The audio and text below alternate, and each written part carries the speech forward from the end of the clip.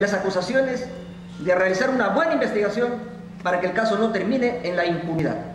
Porque los jueces con el nuevo modelo procesal solo se limitan a su labor, que es su razón de existir, el de juzgar. Jueces de fallo, jueces de juzgamiento, ya no existen jueces de instrucción o de investigación.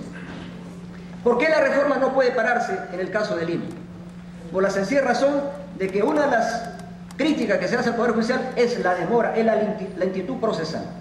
Es una vieja máquina burocrática el Poder Judicial, lenta. ¿Qué tenemos que hacer? Hacerla rápida, célere.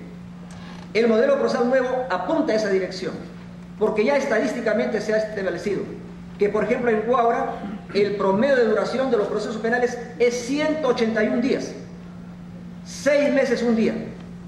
En Trujillo, que cubre a más de 1 millón de personas, es 8 meses. En Arequipa, 9 meses. Vale decir que el promedio de duración del nuevo proceso penal con el Código Procesal Penal de 2004 no supera los 10 meses, frente a la terrible realidad de que los procesos penales antiguos, sean sumarios u ordinarios, duran de 3 a 6 años. Y esa es una tragedia que no se puede seguir permitiendo. Por eso el Código Procesal Penal tiene que regir en Lima. Tiene que culminarse la reforma, y a eso también nos comprometemos, a ir a hablar personalmente con el Presidente de la República, con el Presidente del Poder Legislativo, para plantearle que esta reforma no tiene por qué pararse. Si bien ha sido gradual, empezó el 2006, ya estamos a 6 años de reforma, tiene que culminarse como ha ocurrido exitosamente en otros países vecinos a nuestro territorio. Pasamos al tema de la predictibilidad. Cuando no hay predictibilidad, ¿qué significa? Que no hay seguridad jurídica. Que frente a dos problemas similares desde el punto de vista fáctico o jurídico, se dan distintas soluciones. Una corte o un juez o una sala resuelve de una manera y otra sala resuelve de otra manera, incluso la propia Corte Suprema. Eso genera inseguridad, desconfianza en la justicia. Los jueces perdemos autoridad ante la ciudadanía. ¿Qué tenemos que hacer? Persistir en los plenos jurisdiccionales, en las distintas áreas, civil, penal. En penal, por ejemplo, estamos culminando este año el 8º pleno jurisdiccional penal, con temas donde participa la comunidad jurídica, los colegios de abogados, las facultades de derecho, los juristas destacados. Ellos en audiencias públicas intervienen y nos proponen qué temas son los que se tienen que abordar. Entonces, se tiene que nombrar las comisiones encargadas de realizar estos plenos en el área civil, en el área penal, en el área constitucional, en el área previsional. Pero también, últimamente, los juristas y en el mundo contemporáneo se habla del test o control de constitucionalidad. ¿Qué significa eso? Que los jueces, al resolver un caso, en primer lugar tienen que someterlo al filtro de la Constitución Política del Estado, porque es la ley de leyes. Esa ley está por encima de los códigos, sustantivos o adjetivos. Si no lo hacemos así, vamos a dar lugar a que otro organismo constitucional, como el Tribunal Constitucional, termine interfiriendo en la justicia ordinaria, generando inseguridad jurídica, porque de esa manera nunca habría cosa juzgada. Y eso no lo podemos permitir si es que los jueces sabemos aplicar perfectamente la Constitución.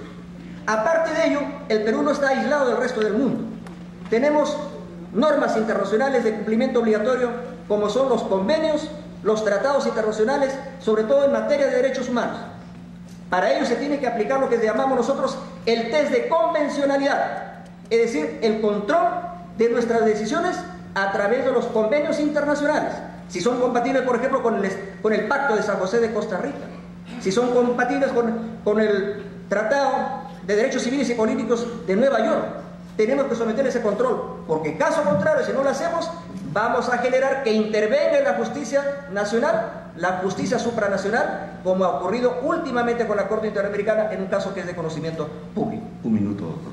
Entonces, en el tema de previsibilidad, tenemos pues que dar respuestas adecuadas para que la ciudadanía comience a recuperar la confianza en los jueces. Muchas gracias.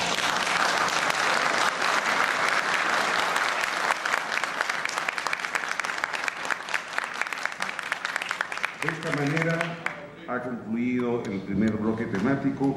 Para comentarios y preguntas sobre el mismo, pasamos a la estación de los periodistas, de los comentaristas, comenzando con el decano de la Orden, el doctor Raúl Chanamí. Sí, muchas gracias, Hugo. Quiero centrarme en una pregunta general a los tres postulantes a la presidencia del Poder Judicial.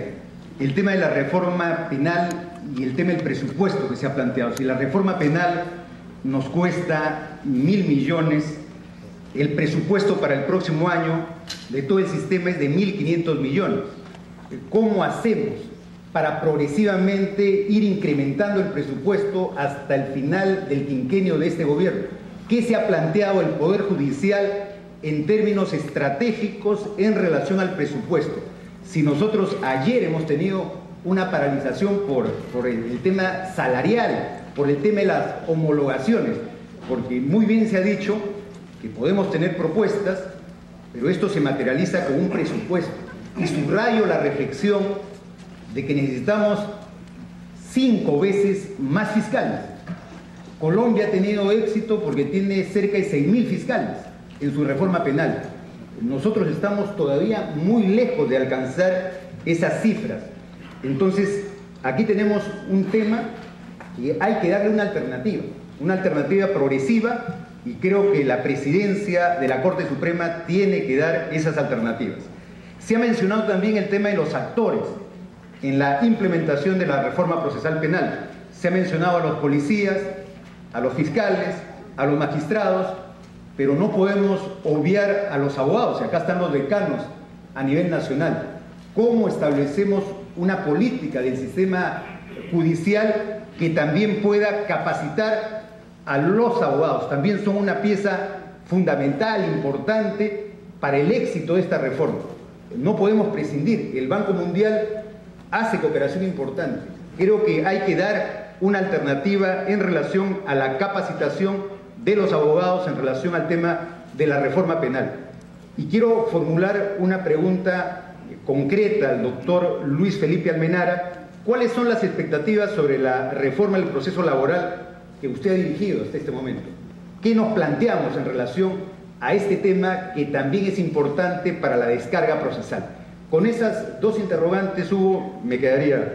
Gracias. Muchas gracias. En aras de la fluidez, rogaría a los señores vocales que anoten las preguntas y sus comentarios, y los vamos acumulando en este caso con la intervención de la doctora Marisol Perestello, quien tiene el uso de la palabra. Muchas gracias, don Hugo. Primero, saludar a los presentes por el honor de compartir esta mesa. Por supuesto, a todos los que están el día de hoy reunidos para escuchar estas interesantes propuestas, y felicitar el gesto democrático y que sin duda va a contribuir a una mejor justicia en nuestro país, de los tres candidatos. Y algunas preguntas muy puntuales para cada uno de ellos y una general. Para el doctor Mendoza, según los propios planes que ustedes han presentado, proyectos de trabajo, respecto a la predictibilidad, hay un tema de normas vinculadas al recurso de casación, en particular los criterios jurisprudenciales. Usted plantea esto como una alternativa a la predictibilidad. ¿Cómo es que pretende implementarlo? Y respecto al nuevo Código Procesal Penal, usted ha reconocido una deficiencia en el momento de su implementación. ¿Dónde considera que está la deficiencia? ¿En la implementación del código o en el fondo o en el código sustantivo? Es decir, ¿cómo podemos mejorar este riesgo de terminación anticipada, en el cual, en el caso que se planteó de Huaura, si bien es cierto, ahora se termina con mucha mayor anticipación que antes, también hay situaciones de casos de violación, por ejemplo, en los cuales se puede poner en libertad a una persona con solamente 4 años de detención, y esto genera una sensación de impunidad que es peligrosa? Con relación al doctor Almenara, hay una carga procesal que usted ha reconocido en su documento de cerca de 1.800.000 expedientes pendientes. Carga procesal que deviene de una estadística confusa, porque no hay unidad de criterios. ¿De qué manera plantea usted estandarizar o qué criterios se tendrían que aplicar para que pueda determinarse una carga procesal con mayor eficiencia? Y también en su proyecto habla usted, me parece muy interesante, de la justicia intercultural, haciendo referencia al proyecto que se encuentra actualmente en el Congreso, y yo le pongo además frente a este proyecto el acuerdo plenario, que me parece que es incluso mucho más progresista, mucho más amplio y más protector que el proyecto en sí mismo. ¿Cómo lo plantea en el tema de la evaluación y de la aprobación? Me refiero específicamente a la consulta previa. ¿Y qué problemas se presentan en la práctica? Porque hay quechos, aymaras, tabajún, yánicas. ¿Cómo es que podemos buscar una justicia intercultural real? Para el doctor Duberlí, un tema que me interesa y que además es de su especialidad respecto al nuevo Código Procesal Penal, en el mismo sentido que la pregunta del doctor Mendoza. Es decir, si este Guaura 181 días no tiene también un reflejo contrario de violación de un menor o de una persona con discapacidad liberada en 4 años, ¿no? ¿Qué cosa tenemos que mejorar para que esta celeridad no venga acompañada al mismo tiempo de impunidad?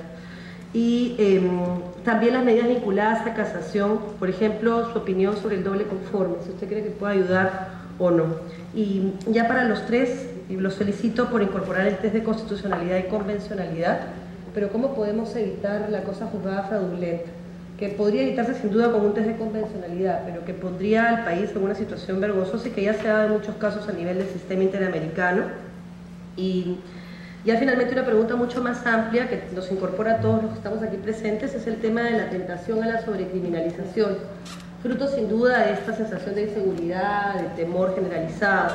¿Cómo es que podemos enfrentarnos al Poder Judicial y qué cosa es lo que ustedes plantean en ese sentido? Que se ha cambiado el indubio pro persona por el indubio pro societatis y que genera cárceles hacinadas y que creo que no es la solución. Y eso nada más, y felicitarlos a los tres nuevamente. Gracias. Don Raúl Vargas. Muy buenas noches. Agradezco esta invitación, naturalmente. Buenas noches, señoras y señores. Sobre todo porque en realidad se inicia un primer capítulo de escuchar a los candidatos al Supremo Poder Judicial, y eso, efectivamente, por el sistema de votación antes no era, digamos, tan importante, porque finalmente no es el público, no son los abogados, no son los parlamentarios los que eligen, sino es el conjunto de los miembros de la Corte Superior, de la Corte Suprema. De modo que airear el tema ya es todo un avance y un progreso. Allí la primera pregunta que les hago es precisamente ¿qué ha significado hasta el momento en la actuación judicial la presencia y lo que suele llamarse en realidad la politización o la traducción meramente mediática de los casos, de los juicios y de los procesos penales? Aquí estamos realmente ante un problema serio que compete no solamente a los jueces, sino también a los medios de comunicación. Y naturalmente los medios nos quejamos de varias cosas.